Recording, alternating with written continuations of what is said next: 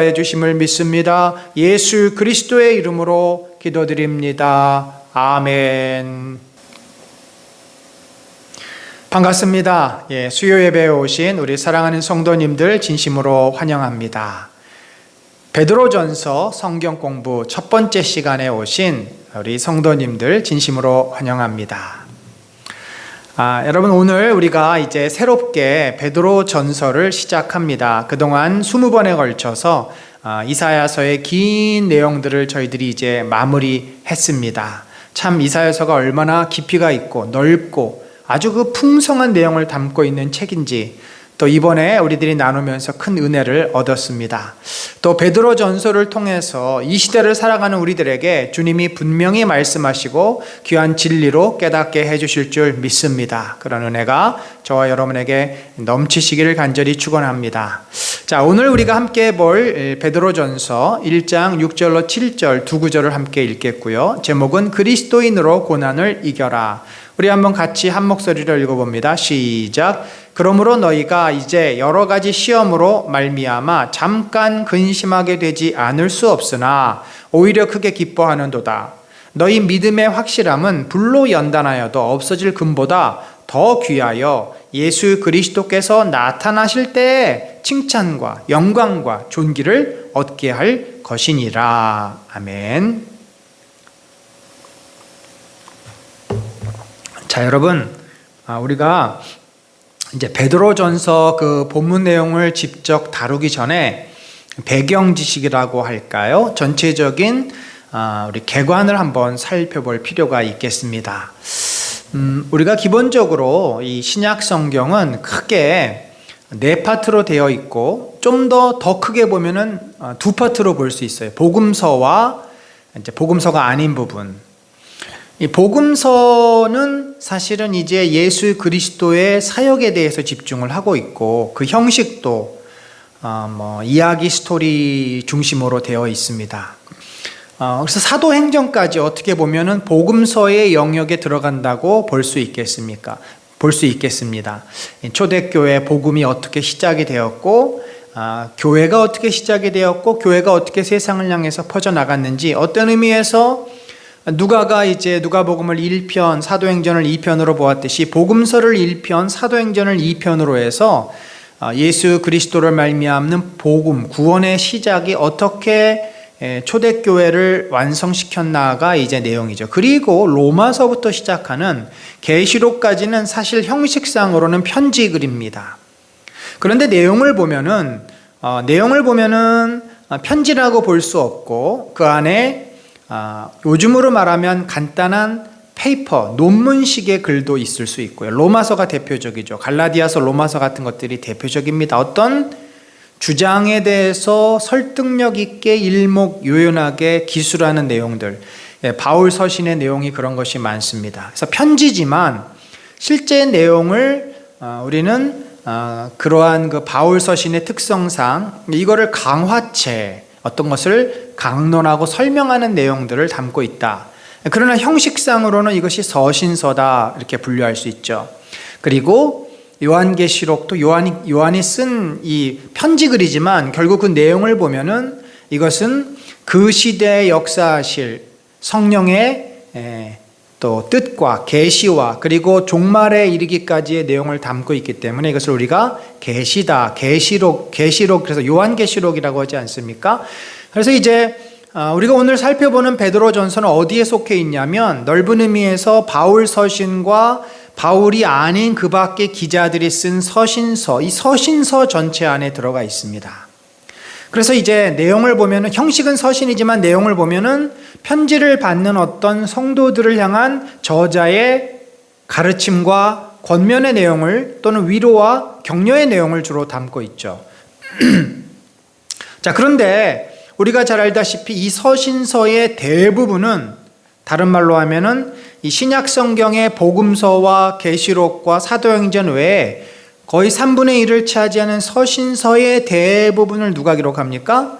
사도 바울이 기록하죠. 그래서 이 서신서의 가장 많은 부분을 3분의 2 이상을 사도 바울이 기록한 책, 서신서라 볼 수 있죠. 그러면 사도 바울이 기록하지 않은 서신서가 있는데 어떤 것들이 있을까요? 히브리서, 또 야고보서, 야고보 사도가 기록한, 그리고 오늘 우리가 다루게 될 베드로 전후서, 또 뭐가 있을까요?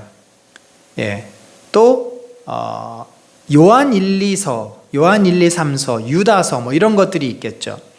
자, 그런 의미에서 이렇게 바울이 쓰지 않은 히브리서부터 시작해서 유다서까지를 우리가 일반적으로 공동서신이다. 공동서신이다. 그러니까 이 서신들의 특징은 어떠한 교회를 위해서 바울이 예를 들어서 에베소 교회, 빌립보 교회, 데살로니가 교회, 이렇게 교회를 위해서 쓴 편지가 아니라 브로드하게 일반적으로 어느 지역에 있는 크리스찬들에게 다 권면하는 내용, 그 지역에 있는 사람들이 다 편지를 돌려보면서 받아들이도록 하는, 그래서 이게 공동, 여러 사람들이 받도록 되어 있는 편지의 내용이다 보니까 이 제목을 바울 서신과 구별해서 우리가 공동서신이다, 공동서신으로 그렇게 구분을 합니다. 그렇다면 이 공동서신의 저자가 있는 것도 있고 없는 것도 있는데, 히브리서 같은 경우는 저자가 누군지 정확히 몰라요.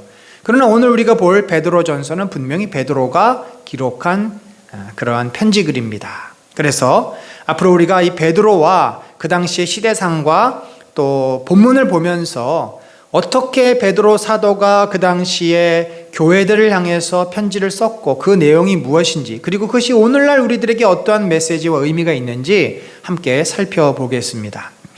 여러분, 성경을 우리들이 볼 때 제일 쉽고 빠르고 분명한 그 연구 방법이 있는데, 가장 많이 언급된 단어들을 좀 추려보는 겁니다. 자, 이 베드로전서에서 가장 많이 나온 단어가 뭔가? 바로 고난이라는 단어고 선한 행실이라는 단어입니다. 자, 이 두 단어만 가지고도 베드로전서의 키워드잖아요. 핵심 내용을 파악할 수 있어요. 뭐 보겠어요? 고난이 있지만 고난을 믿음으로 이기고 어떻게 해라? 선한 행실을 드러내라. 그러니까 이거를 좀 이렇게 확대 해석을 하면, 세상은 너희를 괴롭힌다, 너희를 핍박한다, 너희가 고난이 있겠지만 그러나 그 고난을 받았다고 도망치고 숨어버리고 하나님 앞에 원망하고 아무렇게나 막 살아서는 안 된다는 거죠. 그럼 어떻게 살아야 돼요? 고난이 있음에도 불구하고 우리는 선한 행실, 곧 주님이 우리를 부르신 그 사명대로 우리가 세상 사람들과는 차별 있게 다르게 그런 선한 삶을 살아야 함을 이제 베드로가 말하고 있는 것입니다. 자, 이렇게 되기 위해서는 어떤 또 서브 키워드들이 있겠죠. 자, 우리가 순종을 해야 됩니다. 고난이 오는데 순종하지 않으면 우리는 원망하고 하나님을 떠날 수밖에 없어요. 고난이 있음에도 불구하고 우리가 말씀 앞에 순종함으로 선한 행실을 사는 거죠. 왜 그렇게 해야 되느냐? 우리는 거룩한 주의 백성이 됐기 때문이다. 거룩이란 단어. 우리는 부르심을 받았다. 우리는 택함을 받았다. 우리에겐 소망이 있다. 다른 말로 하면 우리가 구원을 받았다. 그러니까 순종, 거룩, 부르심, 택하심, 소망, 구원, 이 단어가 다 연결되는 건데, 결국 이 고난이 있음에도 불구하고 우리는 어떤 자예요? 구원받은 자예요. 부르심을 받은 자예요. 택함을 받은 자예요. 소망이 있는 자예요. 그러기 때문에 선한 행실로 너희가 살아야 된다. 여러분, 사실 베드로전서 다 끝났습니다. 이 핵심 키워드만 잘 기억하시면 베드로전서의 그 메시지는 우리가 분명히 아는 거죠. 그래서 결론이 뭐냐면, 하나님의 은혜를 받은 우리가 큰 기쁨과 영광을 얻게 된다. 베드로가 직접 경험한 고백이자, 그가 얼마나 하나님 앞에 도망쳤고 대들었고 그랬던 자였습니까? 그러나 그가 결국 고난 속에서 그는 순종을 합니다. 그리고 거룩으로 변화되었고, 자기가 왜 부르심을 받았는지 깨달아서 소망을 가지고 결국 큰 영광을 경험하는, 어찌 보면 이 모든 단어들이 베드로 자신의 삶의 한 부분이었다라고도 말할 수 있을 것입니다. 그래서 여러분, 우리가 사도 바울이 쓴 그 서신서와 이 공동 저자들, 공동 서신이 좀 다른 점이 있다면 한 두 가지가 달라요. 사도 바울은요, 당대 최고의 학자입니다. 오늘날로 말하면요, 글쎄요, 이 시대의 최고의 지성인, 이어령 전 문화부 장관, 그분이 나중에 크리스찬이 되셨는데, 이어령 교수 플러스 이 시대의 또 최고의 영문학자, 또 C.S. 루이스, 그러니까 또 16세기의 종교개혁을 일으켰던 칼빈, 또 4세기에 기독교를 한 단계 더 성숙시켰던 어거스틴, 어찌 보면은 어거스틴의 지성, 켈빈의 냉철함, C.S. 루이스의 영문학적인 그런 감수성, 이어령 교수의 아주 그 문학적인 또는 언어적인 소양, 이런 거를 다 짬뽕한 인물이라고 해도 과언이 아닐 만큼 사도 바울은 당대 최고의 학자였습니다. 그러니까 그런 최고의 학자가 쓰는 글이 어떻겠어요? 상당히 무게가 있고 논리적이고 깊이가 있습니다. 그는 구약과 당시의 로마 문헌과 모든 것을 꿰뚫고 그 시대 사람들에게 하나님의 진리를 가르쳐준 자입니다. 반면에 그래서 이런 특징이기 때문에 사도 바울의 서신서는 좀 어때요? 우리가 연구를 하면서 읽어야 되고 읽으면서 생각을 많이 해야 됩니다. 마음에 많이 이렇게 담아놓고 묵상하고 곱씹어야 될 말씀들이 많아요. 그런데 베드로는 누굽니까? 어부였어요. 소위 말해서 가방끈이 짧아도 너무 짧은, 학교를 가본 적이 없어요. 그런데 그가 학교를 안 갔지만 가장 탁월한 최고의 스승을 만나가지고 3년 동안 너무나 귀한 진리의 말씀을 배웁니다. 그러니까 세상적인 이 백그라운드, 학문적인 백그라운드는 제로지만 예수 그리스도라고 하는 최고의 랍비 밑에서 그가 3년을 공부했기 때문에 적어도 이렇게 베드로 전서 같은 살아있는 생명의 말씀을 쓸 수가 있는 거죠. 그러나 그 이면의 백그라운드가 약해요. 그래서 바울은 주로 구약의 말씀들을 인용하기는 하지만 사도 바울처럼 그 시대를 아우르는 그런 깊이 있는 말씀들보다는 베드로 전서를 우리가 어떻게 읽어야 되나? 훨씬 더 몸으로 읽어야 됩니다. 마음으로 읽어야 되고요. 이 고백적인 표현들이 많아요. 사실 베드로 전서는 사도 베드로의 삶의 흔적입니다. 삶의 고백이에요. 그러니까 훨씬 더 단어가 직접적이고 또 감수성이 들어가 있고, 그러니까 사람의 어떤 그 감정이 실려 있고, 그래서 바울은 선한 행위를 강조하는 것입니다. 삶을 강조할 수밖에 없어요. 지금 베드로는 무슨 논리를 가지고 설득을 하려고 하는 게 전혀 아니에요. 자기가 경험했던 그 확신, 믿었던 바를 선포하면서 그 삶을 증거로 내밀고 그걸 통해서 성도들을 격려하고 끌고 가려고 하는 것입니다. 그렇기 때문에 우리가 이 베드로 전후선을 읽을 때는 너무 많이 고민할 필요 없어요. 그냥 내가 은혜 받은 대로 직관적으로 받아들이는 대로 그 말씀을 붙잡고 그냥 살면 됩니다. 그게 안 사라진다? 내 안에 그 말씀을 받고 싶지 않은 불순종의 마음이 있는 것입니다. 내 안에 거룩하고 싶지 않은 죄가 있는 것입니다. 그래서 이 베드로 전후서를 읽을 때는 훨씬 더 우리가 어린아이와 같은 그런 심정으로 더 단순하게 말씀을 읽고 받고 그대로 순종했을 때 그 말씀이 갖고 있는 능력과 힘이 그대로 드러날 줄로 믿습니다. 그래서 그런 은혜, 그런 자세를 가지고 여러분이 베드로 전서를 묵상하고 또 깨닫고 순종하고 그렇게 해서 변화되는 축복을 누리시기를 바랍니다. 자, 그러면 중심 내용이 뭔가? 아까 두 단어 기억하시라 그랬죠. 고난과 선한 행실. 자, 이게 딱 들어가 있죠. 고난을 이기고 그리스도인의 산 소망과 부르심에 합당한 삶을 살아라. 그래서 세 단어를 한다면 고난, 선한 행실, 구원입니다. 구원은 부르심, 택하심, 그래서 산 소망을 갖고 있는. 그래서 우리가 이 그리스도 앞에서 부르심을 받아 산 소망을 가진 자이기 때문에 아무리 우리의 삶에 고난이 있고 어려움이 있어도 그것을 이기고 그 속에서 부르심을 받은 자대로 합당한 삶을 살아라 라는 것이 베드로의 말씀이고 이것은 AD 1세기 때 고난받는 핍박받는 크리스천들 뿐만 아니라 오늘날 이 시대의 상대적인 그러한 어려움 가운데 직면해 있는 세상의 그 가치와 기준을 따르지 않기 때문에 불이익을 경험할 수밖에 없는 우리들에게도 동일하게 적용되는 말씀입니다. 자, 그러면 좀 더 내용을 봅시다. 모든 서신서는요, 그리고 모든 성경은 그 책을 기록한 이유가 있습니다. 다른 말로 하면 그 책을 그 시대에 쓸 수밖에 없었던 어떤 배경적인 동기, 원인들이 있겠죠. 자, 첫 번째는요, 우리들이 편지를 쓴 이유를 생각할 때 고난이라는 단어가 베드로전서의 핵심 키워드잖아요. 그 얘기는 뭐예요? 베드로전서가 쓰여질 당시에 최초로 로마에 대규모 박해, 기독교 박해가 일어나는데 그게 바로 뭡니까? 네로의 기독교 대박해입니다. 그러니까 이미 네로의 기독교 박해가 일어나기 전에 사회 분위기가 어땠을까요? 크리스찬들을 어떻게 생각했을까요? 존경했을까요? 크리스찬들을 배려해 줬을까요? 아닙니다.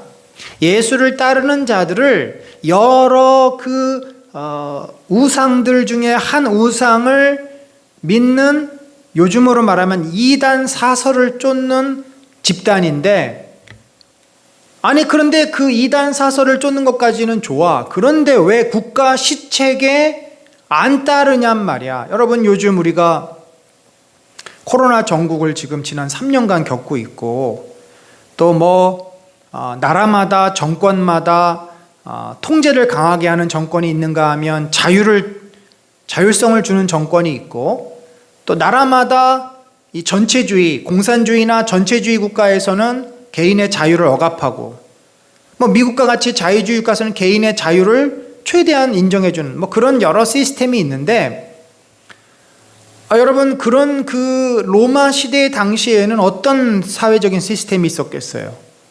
사실 로마 시대는 전제주의 국가입니다. 누가 권력을 장악합니까? 황제가. 심지어 그 시대는 신들이 세상을 통치한다고 믿었던 과학적인 그런 사고가 형성되기 전에 고대 시대이기 때문에 황제를 신과 동등한 위치에 올려놓습니다. 그래서 황대를 신격화하는, 황제에 대한, 여러분 우리가 그 루브르 박물관하고 여러 박물관에 보면은, 또는 우리 아이들이 미술 시험을 볼 때 아그리파 왕, 이런 흉상들이 왜 지금까지 남아있는 줄 아십니까? 만약에 자기 집에서 그냥 가족들에게 아버지를 기억하게 하려고 흉상을 만들었다면 3대가 못 가서 없어졌을 것입니다. 그 고대 로마 시대 황제들의 숭상이 작품으로 지금까지 남아있고 그럴 수 있었던 이유는 그것을 숭배했기 때문이에요. 함부로 건드리지 못한 겁니다. 왜냐하면 그들을 신으로 생각했기 때문에. 그래서 신전에 그 황제의 흉상을 갖다 놓습니다. 실제로 아우구스투스를 위한 신전이 만들어져요. 에베소에도 그런 것들이 만들어집니다. 따라서 이 황제를 숭배하는 것이 그 시대의 보편적인 가치예요. 당연히 출세하려면 황제 숭배 제일 1등으로 해야죠. 그렇지 않습니까? 어느 정권이 들어왔든지 자기가 그 정권에서 잘 나가려면 그 정권이 지향하는 정책에 따라가야죠. 그것과 반대 노선에 있으면 출세하는 것은 힘들지 않습니까? 그런데 기독교인들이 제일 싫어했고 제일 하기를 거부하는 것이 바로 황제 숭배입니다. 우리는 예수 그리스도를 우리의 구주라고 생각한다. 그래서 나중에 이 폴리갑의, 사도 요한의 제자 폴리갑의 그 순교 그 사화를 보면은 그 황제의 동판을 황제의 그 흉상 앞에 절을 할 것이냐 아니면 예수를 부인할 것이냐. 예수의 얼굴을 그린 그림을 밟고 지나가는 자는 구원을 죽이지 않지만 밟지 않는 자는 어떻게 합니까? 이제 원형 경기장에 사자의 밥이 되도록 또는 불에 태워 죽이도록 끌고 가는 거죠. 그래서 바울이 그런 말을 많이 합니다. 주 예수 그리스도, 예수만이 진정으로 큐리에다. 그런데 당시의 사람들은 황제가 큐리에다. 아우구스투스 큐리에. 이 큐리에라고 하는 Lord라고 하는 주 개념. 이건 황제에게만 붙였던 개념인데 이 개념을 주 예수 그리스도에게 붙인 거죠. 그래서 너무나 핍박이 기독교를 향해서 서서히 목을 조여오다가 네로 때 그게 펑 터진 겁니다. 네로가 이제 로마의 구질구질한 빈민가를 다 태우고 새로 도시를 건설하고, 요즘으로 하면 싹 밀어버리고 달동네 밀어버리고 아파트 새로 짓는 거 똑같은 개념이죠. 근데 그 불을 일부러 질러놓고 그 원인을 기독교인들에게 뒤집어 씌우는 거죠. 그래서 이제 그런 핍박이 막 몰려오고 살기가 크리스찬들 입장에서 어려워졌는데, 그러다 보니까 어떤 마음이 들어요? 아니, 예수 믿으면 복 받는다고 했고 주님이 다시 곧 오신다고 했는데 주님은 언제 오시는 거야? 우리는 어떻게 되는 거야? 크리스찬들 사이에, 초대 크리스찬들 사이에 정말 여러 가지 질문들, 그리고 로마 시민으로서의 그 황제에 대한 숭배, 또 신전에 가서 제사 드리는 거, 이런 것들을 자꾸 안 하다 보니까 우리는 그러면 이 땅에서 어떻게 사냐? 우리가 뭐 하면서 먹고 살아야 되냐? 반사회적인 삶이 자꾸 돼버리다 보니까 도대체 우리는 누구냐? 우리는 로마의 시민이냐 아니면 하나님 나라의 백성이냐? 그러면 하나님 나라의 백성으로 이 땅에서 어떻게 살아가야 되느냐? 이런 그 정체성의 위기가 찾아오고 핍박을 받으면서 이제는 교회를 떠나는 사람마저 생기게 됐다는 거죠. 그래서 이 베드로 전서가 기록된 AD 40년, 50년, 60년, 예수님이 승천하시고 한 20-30년 사이에 로마와 소아시아의 분위기, 거기에서 예수를 믿었던 많은 크리스찬들 마음속에는 소위 말해서 좌계감이라 그러죠. 내가 예수 믿어가지고 너무 어렵고 여러 가지 반대도 심하고 이런 그 힘든 일들이 자꾸 벌어지니까 내가 계속 예수를 믿어야 되나 말아야 되나, 이런 고민들을 하기 시작한 것입니다. 자, 그렇게 힘들어하고 혼란스러워하는 자들에게 바로 베드로가 오늘 이 편지를 쓴 것이죠. 그래서 첫 번째가 성도의 정체성을 깨닫게 하고 합당한 삶을 살도록 권면하기 위해, 너희가 지금은 아무것도 아닌 것 같고, 너희가 세상 사람들의 조롱을 당하고, 너희가 직업도 박탈당하고, 제대로 출세도 못하고, 심지어 핍박을 받아서 감옥에 갇히고, 어떤 사람은 죽기까지도 하지만 너희가 어떤 존재인 줄 아느냐, 너희가 누구인 줄 아느냐 라고 하는 우리의 존재에 대한 궁극적인 해답, 정체성을 바울이 말을 하고 있습니다. 그래서 유명한 베드로전서 2장 9절, 우리가 다음 시간에 보겠지만, 너희는 왕같은 제사장이요 거룩한 나라요 하나님의 백성이다. 이 세상에 그런 영광스러운 지위와 신분을, 정체성을 가진 자가 누구냐? 얼마나 이 메시지가 정말 이 시대에도 필요하고 살아있는 메시지입니까? 또 고난 가운데 있는 그리스도인들을 격려하고 위로하여 흔들림 없이 행하도록 돕기 위해서, 또 다가오는 고난에 대비하도록 하기 위해서. 그래서 이때 우리가 이 고난을 받는 의미, 연단이라고 해요. 연단의 의미를 설명하고 그 연단을 이기기 위해서 하나님의 실제적인 도우심과 소망이란 단어를 쓰는 겁니다. 여러분, 이렇게 말씀을 드리면 대충 베드로가 이 편지를 쓰지 않을 수 없었던, 써야만 했던 이유를 아시겠죠? 좀 더 우리가 내용을 봅시다. 자, 내용을 보면 오늘 우리가 1장을 다루겠는데, 발신자 누가 편지를 보냈고 수신자 누가 편지를 받고, 그래서 이제 3절부터 내용이 나오는데, 제일 먼저 베드로가 말하는 것은 하나님께서는 너희를 보호하고 계신다, 너희를 버린 것이 아니다라는 거예요. 하나님께서는 너희를 얼마나 사랑한 줄 아느냐, 너희를 눈동자처럼 지키신다, 그 얘기를 먼저 합니다. 그리고 너희는 지금 놀라운 구원을 받았다, 이미 너희는 구원받은 자이다. 그러니까 그들의 그 현재 상황을 확인시켜 주는 거죠. 그래서 너희가 구원을 받았기 때문에 고난이 있더라도 그 고난에 대해서 두려워하지 말고 그 고난을 이기고 부르심을 받은 자처럼 거룩한 삶을 살아야 한다. 그래서 베드로의 그 초점은 결국 이 기독교인들을 거부하고 기독교인들을 핍박하는 어려운 시대를 살지만, 그 속에서 우리가 강조해야 될, 우리가 지향해야 될, 우리가 목표로 삼아야 될 그것이 무엇인가? 바로 우리의 거룩한 삶이라는 것입니다. 자, 그리고 마지막으로 이 편지를 받았던 사람들의 상당수가 유대 크리스찬들이에요. 베드로가 유대인 아닙니까? 그러니까 유대인 가운데 예수를 믿은 사람들, 물론 이방인도 그 공동체 안에 들어와 있겠지만 상당수가 유대 크리스찬들이에요.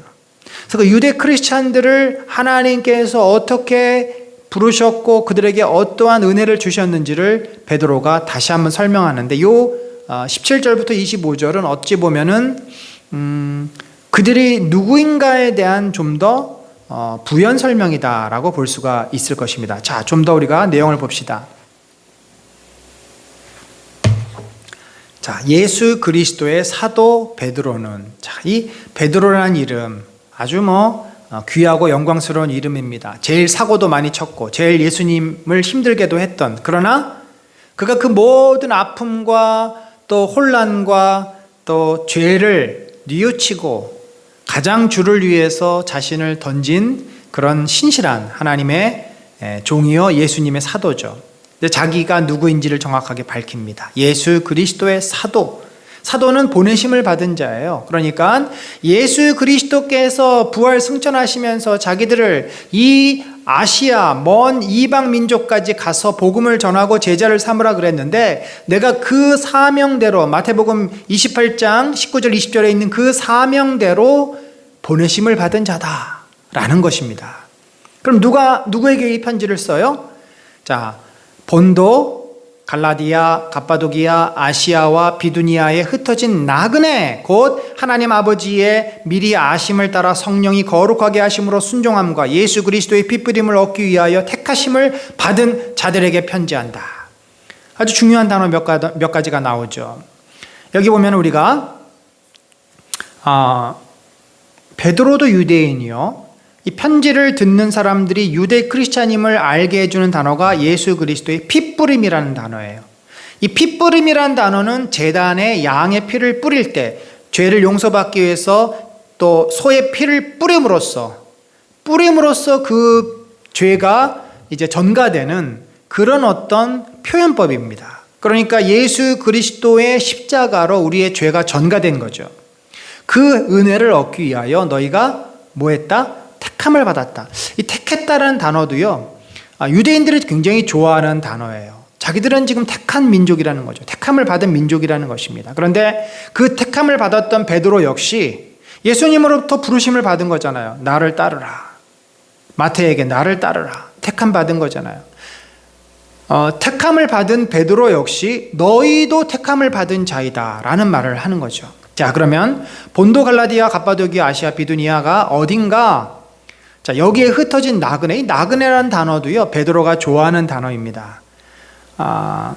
베드로는 어떻게 보면은 유대 땅에서, 갈릴리에서 태어나 또 예루살렘에서 사역을 하다가 그 땅에서 죽었을 것 같은데 그가 거기에 머물지 않았습니다. 주님의 사명을 따라서 아시아와 로마에까지 가서 결국 로마에서 순교를 당하게 되는데, 그의 인생 자체가 이렇게 나그네처럼 흘러가는, 정처 없이 가다가 결국은 주님 품에 안기게 되는, 그래서 이 나그네라는 단어 자체도 자신의 삶의 모습이자 결국 우리가 이 땅에 살아가는 정체성, 그러니까 이 나그네라는 단어를 통해서도 우리가 누구인지를 정확하게 말해주는 단어이다. 흩어진 나그네. 그러니까 너희가 지금 살고 있는 그 지역이 너희의 집이 아니라는 거죠. 너희는 나중에 다 어디로 간다? 아버지 집으로 갈 것이다. 지금 너희가 잠시 그곳에 일 때문에, 잠시 그곳에 복음을 전하기 위해서, 잠시 그곳에 교회를 섬기기 위해서 머물러 있는 것이다 라고 이야기를 합니다. 자, 그러면 먼저 우리가 베드로를 먼저 봅시다. 베드로가 누군가? 베드로에 대해서 여러분 다 아실 겁니다. 사도로 세움을 받았고 갈릴리에서 예수님이 물 위에 걸어오시니까 나도 걷겠다고 물 위로 걸었다가 빠졌다가 생쇼를 하게 되죠. 또 예수 그리스도가 하나님의 아들이심을 고백하는 사도들의 대표이기도 했죠. 또 예수님이 자신이 십자가에 죽겠다라고 말했을 때 주여 그리 하실 수 없습니다라고 예수님을 꾸짖었던, 사단아 내 뒤로 물러가라, 그러니까 사단이 되었던, 또 변화산상에서 예수님의 모습을 목격했고요. 또 예수님께서 발을 씻겨주겠다고 하니까 거절했다가 그러면 너와 내가 상관이 없다. 그러면 예수님 머리부터 발끝까지 다 씻겨주십시오. 또 예수님이 잡혀갈 때는 대제사장 말고의 귀를 칼을 꺼내가지고 휘둘러서 떨어뜨리기도 하고, 또 예수님을 버리고 도망을 갔다가 3번이나 부인하기도 합니다. 예수님의 빈 무덤을 목격하고 부활하신 예수님을 만났고 목자로서 내가 나를 사랑하느냐, 너가 나를 사랑하느냐, 너가 나를 사랑하면은 양들을 먹이고 치라, 그 사명을 받은, 그래서 제자들 가운데 가장 화려한 경력, 예수님을 가장 힘들게도 하고 또 예수님이 주신 그 은혜와 능력을 가장 많이 또 경험도 한, 어찌 보면은 나서는 데 있어서는 둘째 가면 서러워라 할 아주 나서기를 좋아하고 요즘 말로 나대는 그런 베드로, 그러면서도 또 실수도 많이 하는, 잘 나대다 보니까 실수를 많이 하죠. 그렇지만 그의 열정과 예수 그리스도를 향한 그 마음만큼은 정말 누가 따라갈 수 없을, 그래서 성경에 보여진 베드로를 우리가 사도들의 리더, 지도자다라고 말을 합니다. 이제 그가 예수님 부활 승천 후에 오순절 마가의 다락방에서 성령을 체험하고 설교를 하는데, 얼마나 그의 설교가 명설교고 그의 설교에서 불이 쏟아졌는지 3,000명이 회개를 합니다. 그 뒤에 안진뱅이를 금과 은은 내게 없지만 나사렛 예수의 이름으로 명하노니 일어나 걸으라 낫게 하고, 또 복음을 계속 전한 것으로 투옥이 됐다가 또 사내들인 공회에서 담대히 우리가 하나님의 말을 듣는 것이 옳으냐 너희의 말을 듣는 것이 옳으냐 이러면서 매를 맞으면서까지 사내들인 공의회에서 복음을 전하는 너무나도 겁쟁이 베드로가 담대한 사람이 되었습니다. 또 초대교회가 영적으로 거룩한 공동체를 이루었을 때 아나니아 삽비라가 집 한 돈 절반을 숨겨서 거짓말했을 때 성령이 그들을 징계하실 것을 선포하기도 합니다. 그리고 결국 요한과 함께 사마리아에서 복음을 전하고 또 사도 바울을 만나기도 합니다. 또 이래서 루따, 요빠에서 애니아를 고치고 또 죽은 다비다를 살려주고 그런 놀라운 이적들을 쭉 행하다가 결국 이방인 고넬료에게 복음을 전하고 그의 그러면서 어떻게 됐어요? 이게 다 지금 보세요. 루따, 요빠, 또 고넬료, 점점 이 베드로라고 하는 유대인으로서의 베드로에서 예수 그리스도의 제자 사도로서의 베드로로 바뀌는 중이에요. 그가 직접 과부를 곧 살려주고 이제 이방인에게 세례를 줌으로써 그가 요빠에서 보자기 환상 보잖아요. 그래서 그의 모든 편견, 오랫동안 그를 얼검했던 유대인의 그 굴레에서 벗어나서 총회에 가가지고 이방인도 세례를 받는 것이 주님의 뜻이다. 그래서 이방 전도의 문을 활짝 엽니다. 물론 그 사이에 외식을 행하죠. 이방인하고 밥 먹다가 유대인이 들어오니까 그 사람하고 모르는 것처럼 살짝 몸을 피해버렸을 때 이것을 바울이 보고 책망을 받기도 합니다. 그만큼 몸에 밴 습관을 버리는 것이 어려웠어요. 그럼에도 주님이 그를 준비시켜서 결국 어떻게 됩니까? 그가 고린도 교회도 방문을 합니다. 그래서 그 고린도 교회 안에 개바파가 생겨요. 나중에 로마를 갑니다. 로마에서 뭐 했을까요? 로마 교회, 로마 크리스찬들을 격려하고 그들에게 복음을 전했죠. 그리고 그곳에서 바로 베드로 전서 후서를 기록한 후에 네로 박해 때 68년에 그가 들리는 말에 의하면 나는 똑바로 예수님처럼 십자가에 달릴 그런 주제가 못 된다. 나는 거꾸로 매달리겠다. 그래서 거꾸로 매달려서 죽었다는 그런 말이 있는데 정확한 거는 모르겠습니다. 어쨌든 순교를 당합니다. 자, 그럼 수신자 본도가 갈라디아, 갑바도기아, 아시아와 비두니아에 흩어진 나그네 봅시다. 지도를 딱 보니까 오늘날 터키예요. 터키. 튀르키예인가요? 터키가 국명을 바뀌었죠. 튀르키예. 저 본도 비두니아는 튀르키예 북부 쪽, 또 아시아는 에베소 교회가 있는 지역이죠. 골로새 교회, 에베소에 있는 교회 지역으로 튀르키예 서쪽, 그 다음에 갈라디아, 갑바도기아, 길리기아는 이제 중부와 내륙과 남쪽. 그래서 이게 이 아시아하고 갑바도기아, 길리디아 이 지역이 다 튀르키예 지역이에요. 여기에 있었던 그 많은 초대교회 성도들에게 로마로부터 이 편지를 써서 보내고 그들이 공동서신, 회람 돌려서 보도록 한 것입니다. 자, 그러면 어떤 내용을 담고 있는가? 첫 번째, 하나님께서 너희를 위해서 지금도 일하고 계신다. 도대체 하나님 뭐 하고 계시는 겁니까? 우리가 죽게 생겼습니다. 우리가 직업을 잃어버렸습니다. 사람들이 우리를 핍박합니다. 이럴 때, 자, 어떤 일을 하셨습니까? 우리로 하여금 산 소망을 갖게 해주셨다. 썩지 않고 더러워지지 않고 낡아 없어지지 않은 유산을 물려받게 하셨다. 또 여러분을 보호해 주시며 마지막 때에 나타나기로 되어 있는 구원을 얻게 해 주신다. 자, 이 말을 이렇게 보면은 당장 지금 먹을 빵과 고기를 가져다 주지는 않았지만 이 땅에서 아무런 소망도 없이 아무런 의미도 없이 정말 물 흘러가는 대로 그렇게 사는 것이 아니라 우리로 하여금 영원한 하나님의 나라 천국에 입성할 것을, 영생을 확신하며 그 소망을 갖게 하셨다. 이것이 어떻게 보면 하나님이 주신 가장 큰 선물이죠. 또 더군다나 유대인들은 유산, 기업이라고 하는 것이 굉장히 중요합니다. 왜냐하면 그 기업을 받아야만 자기가 거기서 또 살 수 있으니까. 성경에서 유산, 기업은 결국 우리가 하나님 나라에 들어가면 받게 될 영원한 상급, 영광으로 이렇게 해석이 됩니다. 물론 우리가 알다시피 어떤 경기에서 나가가지고 우승 상금을 얻고 이런 의미의 상급이라기보다 우리가 얼마나 하나님 나라에 가면은 영광스러운 자리에 도달하게 될 것인지 우리에게 다 주시는 그 귀한 결과물들이라고 볼 수 있겠죠. 그래서 이것은 어떤 것인가? 썩어지지 않고 더러워지지 않고 낡아지지 않는다. 왜냐하면 이 땅에 있는 모든 것들은 아무리 영광스러운 빛나는 금 가락지라 할지라도 시간이 지나면 금이 퇴색이 되고 색깔이 변해버리고 누렇게 바뀌지 않습니까? 또 아무리 귀한 것이라 그래도 시간이 10년, 20년, 30년 지나면 막 썩어지고 낡아지게 돼요.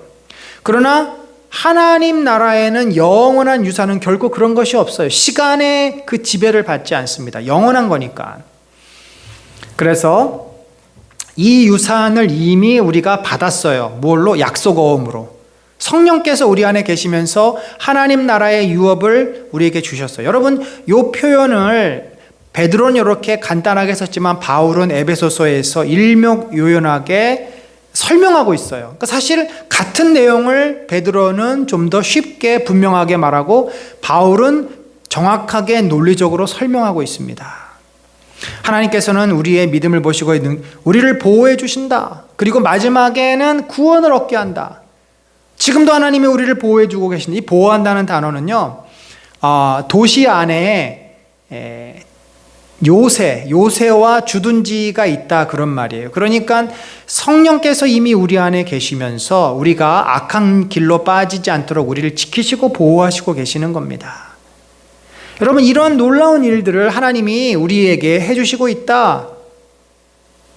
그렇기 때문에 6절에 그러므로 너희가 지금 그것이 잘 보이지 않겠지만, 너희가 그것이 얼마나 귀한 것인지 잘 깨닫지 못하겠지만 이런 놀라운 일을 하나님께서 우리에게 해주시고 있기 때문에 그러므로 어떻게 하라는 거예요? 너희가 지금 겪고 있는 어려움, 그거 얼마나 어려운지 알아. 그 불시험 얼마나 힘든 줄 알아. 그러나 그거를 영원히 우리가 겪을 것도 아니야. 잠깐 너희가 이것을 겪게 될 것인데 오히려 너희는 이때에 기뻐해야 한다. 기뻐해야 된다. 이 시험으로 당장은 어려움이 있겠죠. 근심이 되겠죠. 그러나 하나님께서 너희를 보호하고 계셔. 더군다나 이제 7절 이하 왜 기뻐해야 되냐면 너희가 지금 믿음을 연단받고 있는 거야. 너희의 고난은 너희가 더 하나님을 잘 믿고 영원한 세상을 볼 수 있도록 지금 훈련받고 연단받고 있는 거야. 그래서 너희가 이 연단을 다 받은 후에 너희가 어두워졌던, 연단이 없으면 땅의 것밖에 모르니까, 하나님이 안 보이니까, 그런 연단을 받으면 어떻게 돼요? 우리가 하나님을 보게 되고 땅의 것보다 영원한 세상을 보게 되죠. 그래서 예수님이 준비해 놓으신 영원한 세상의 그 영광이 무엇인지를 믿게 되고 알게 된다는 거예요. 그래서 우리가 금보다 더 귀하게 연단, 재련이 된다. 우리 안에 불순물이 빠지고 세상에 대한 욕심이 빠지고 또 불순종의 마음이 빠지고 주님을 더 바라보고 주님을 더 신뢰하려고 하고 순종하려고 하고 천국에 대한 소망을 더 품게 되고, 그래서 결국 우리가 어떻게 돼요? 우리가 그렇게 연단이 되면은, 자, 금을 가지고 얘기하잖아요. 금이 불순물이 많을 때는 빛이 나지 않고 이게 그 금으로서의 가치도 떨어지지만 계속 뜨거운 불로 재련을 하면은 불순물이 빠지고 나중에 식었을 때 빛이 더 강렬하게 나는 것처럼 너희가 고난을 통해서 연단이 되어서 하나님 앞에, 예수님 앞에 칭찬과 영광과 존귀한 자를 존귀하게, 그 영광을 얻고 존귀한 자가 되게 될 것이다. 여러분, 그렇기 때문에 너희 기뻐하라는 거예요. 앞으로 여러분이 1년 후에 금 1kg씩 얻게 될 거다. 얼마나 기대가 되겠습니까? 그것이 얼마나 우리의 큰 소망이 되겠습니까? 앞으로 그러면 여러분들에게 20년, 30년 후에 금하고도 비교가 안 될 놀라운 그 영광스러운 것을 하나님이 여러분에게 주실 것이다. 전혀 기대가 안 된다고요. 지금 당장 금 100g이라도 얻었으면 좋겠다. 그것도 참 귀하지만 30년 후에 우리가 받게 될 금보다도 더 영광스럽고 존귀한 우리의 모습, 저는 기대하고 싶습니다. 비록 30년이라는 시간이 손에 안 잡히지만, 그러나 30년 전에 제 모습을 생각하고 오늘날 제 모습을 생각하면 저는 30년 후가 정말 기대가 돼요. 30년 전에 정말 뭣도 모르고 천방지축 날뛰던 그런 연약한 인생, 하나님을 믿는다고 했지만 자기 생각대로, 자기 마음대로, 자기 뜻대로 그렇게 막 하나님을 이용하며 살았던 저 자신의 모습을 볼 때 30년 후에 제가 이 고난과 어려움을 통해서 연단이 되어져 가지고 더 성숙하고 더 아름답게 빛날 것을 마음속에 그리면 정말 저는 기대가 됩니다. 기대가 돼요. 그 모습으로 주님 앞에 가면 주님이 저를 얼마나 자랑스러워 하실까, 얼마나 귀하게 여겨주실까 기대가 됩니다.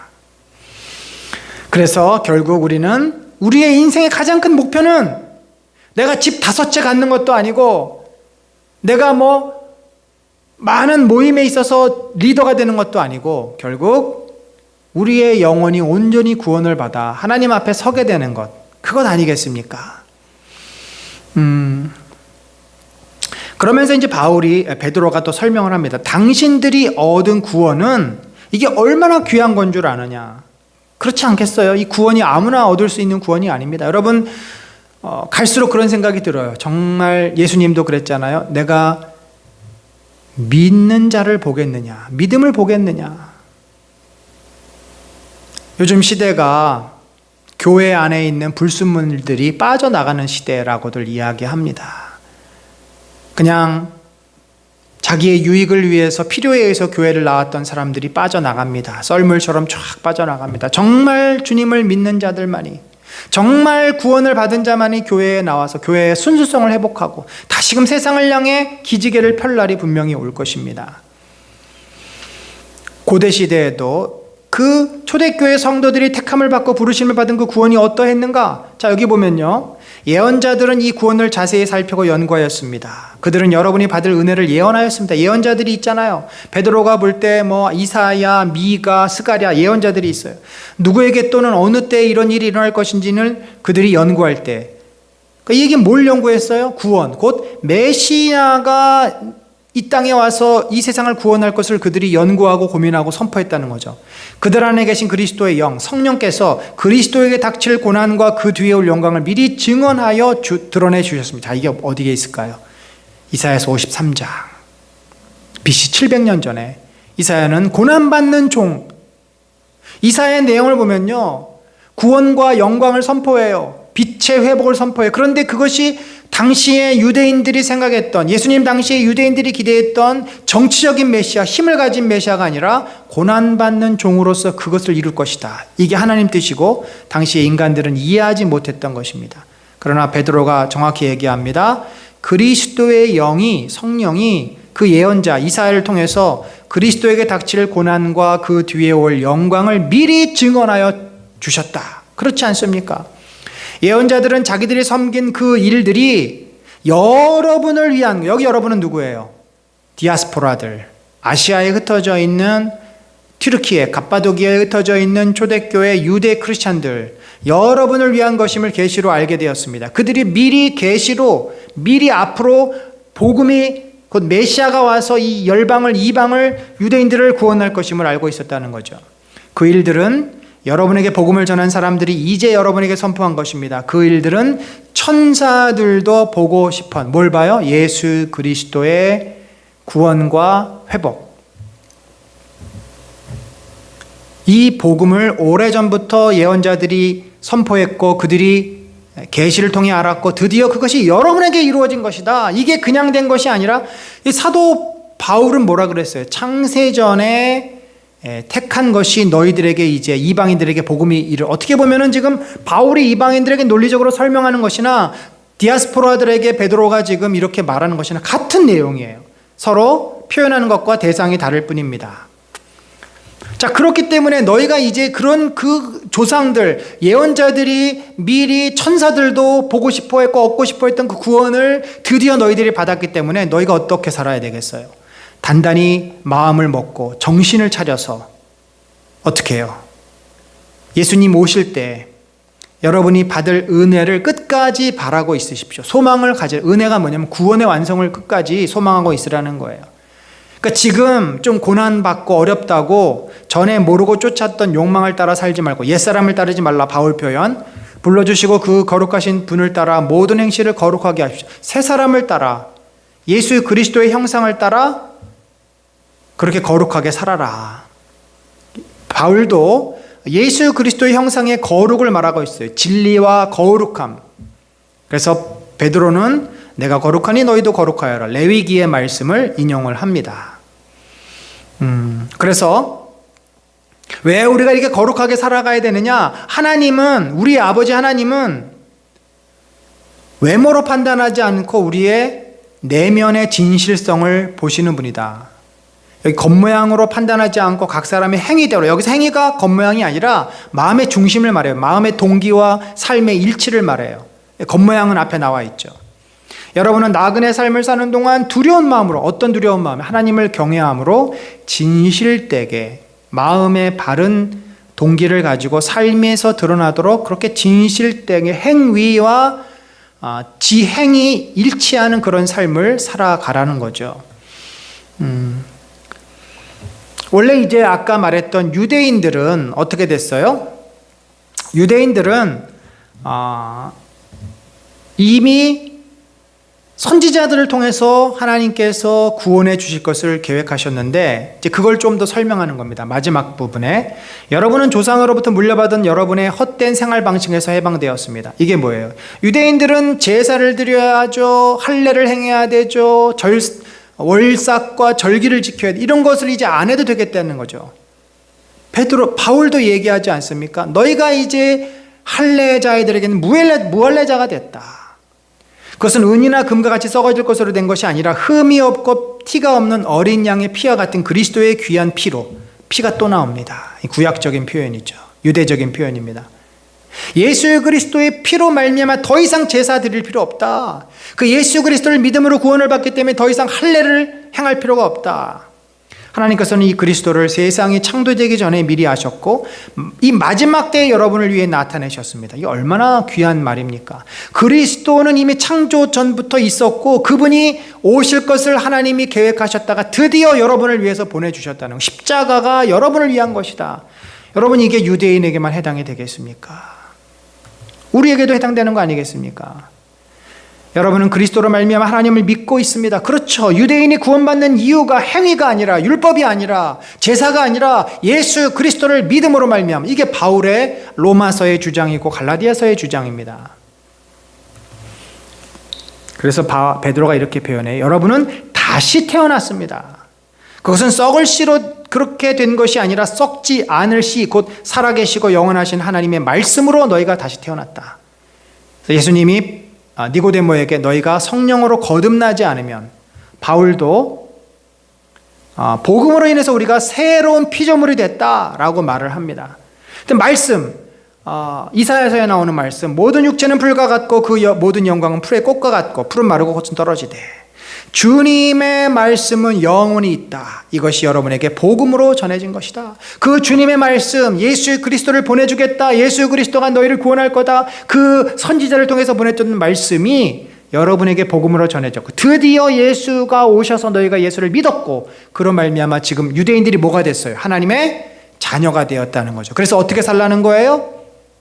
고난이 온다고 두려워하거나 주저하거나 회피하거나 또 혼란스러워하지 말고 너희는 분명히 하나님께서 택하신 자이기 때문에 부르심을 받은 자대로 거룩하게 살라는 것입니다. 사랑하는 성도 여러분, 우리가 누구입니까? 우리는 이방인 중에 이방인이에요. 동방 끝에 있는, 여러분 지도를 놓고 보세요. 중국, 또 밑에 말레이시아, 필리핀, 일본 다 모두 복음이 갔어요.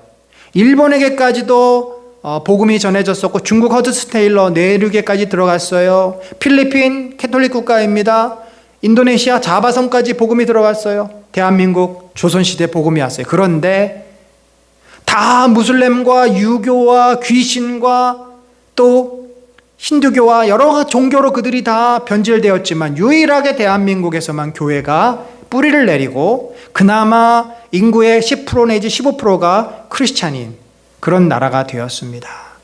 하나님께서 우리를 특별히 택하신 것입니다. 우리가 이 대한민국에서 예수를 믿는다고 하는 것은 특권이에요. 여러분 그렇게 생각해요. 특권입니다. 특권. 부르심을 받은 이 극동, 동북아시아에 또는 동남아시아 이 아시아권의 인구가 얼마나 많아요. 몇십억이잖아요. 그 가운데 대한민국이 택함을 받았고 그 가운데 저와 여러분이 부르심을 받은 것입니다. 우리는 아주 독특하고 특별한 사람들이에요. 그래서 우리는 함부로 살아서는 안 됩니다. 우리가 조금 어려움이 있다고 주님 앞에 원망하거나 또 믿음이 흔들거려서는 안 됩니다. 주님은 우리를 보호하고 계세요. 성령께서 우리와 함께 하십니다. 그래서 늘 우리가 누구인지를 분명히 깨닫고 우리가 어떻게 살아가야 될지 주님 앞에 묻고 고민하며 우리가 당한 고난이 결국은 우리를 더 멋진 하나님의 사람으로 회복시켜 갈 것을 소망하며 믿음 안에 사는 저와 여러분이 되시기를 간절히 축원합니다. 우리 함께 기도하도록 하겠습니다. 하나님 아버지, 저희가 베드로전서를 통해서 이 시대가 아무리 악하고 어렵고 힘들지라도 우리가 어떻게 살아야 되는지를 깨닫게 하여 주옵소서. 우리가 누구입니까? 하나님의 특별한 부르심을 받은 자들입니다. 하나님, 우리 한 사람 한 사람이 얼마나 귀한 자들입니까? 그래서 우리를 이 땅에 보내신 이유가 있고 사명이 있는데 우리가 세상에 그 고난과 세상의 비난과 목소리에 눌려서 우리가 주저앉아 있지 않게 하시고 정말 우리가 받게 될 영광과 소망을 바라보면서 우리가 누구인지를 깨달아 우리의 삶을 스스로 돌아보고 격려하며 일어설 수 있는 그런 은혜가 저희에게 넘치게 하여 주옵소서. 지금은 우리 구주 예수 그리스도의 놀라우신 은혜와 하나님 아버지의 무한하신 사랑과 성령님의 감화 감동 교통하심이 하나님의 거룩한 백성으로 부르심을 받아 어둡고 힘들지만 이 시대의 모든 고난을 믿음으로 이겨내어 거룩한 주의 백성으로 살기를 작정하고 소망하는 심령 위에 지금부터 영원까지 함께 하실지어다. 아멘.